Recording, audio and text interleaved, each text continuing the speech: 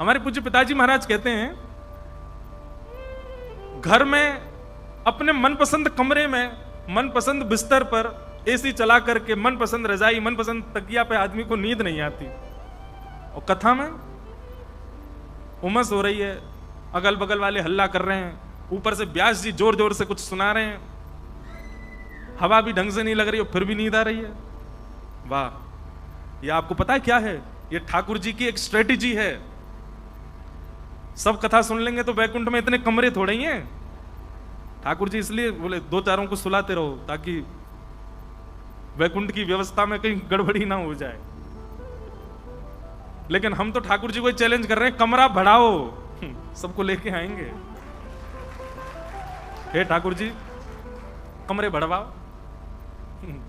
इसलिए भैया ध्यान से सुनो, जीवन की हर स्थिति आपके हाथ में है। भगवान गीता में कह रहे हैं, बहुत प्रसिद्ध श्लोक सबको याद है, कर्मण्येवाधिकारस्ते, तुम्हारा अधिकार कर्म पर है। अपने कर्म से तुम जो चाहो वो प्राप्त कर सकते हो, पर मृत्यु कैसी हो ये तुम्हारे कर्म पर निर्भर नहीं है, ये तो मेरे हाथ में निर्भर। मैं जब जहां जैसे चाहूं वैसे प्राण हरण कर सकता हूं।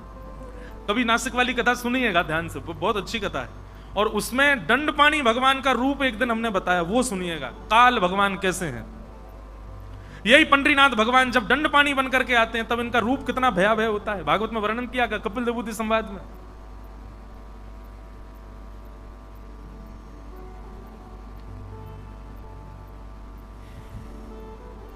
भीष्म पितामह भगवान की स्तुति गा रहे हैं, और स्तुति गाते हुए कह रहे, नाथ इतिमति रूप कल्पिता वितृष्णा भगवत सात्वत पुंगवे विभूम्ने स्वसुखमुपगते क्वचिद् विहर्तुं प्रकृतिमुपेयुषि यद्भव प्रवाह त्रिभुवन कमनं तमालवर्णं रविकर गौरवराम्बरं दधाने वपुरलककुलावृताननाब्जं विजय सखेरतिरस्तु मेन वद्य।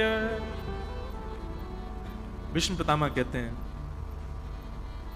इति, अब संसार से मेरी इति हो चुकी है, अब संसार में मेरा मन नहीं है नाथ।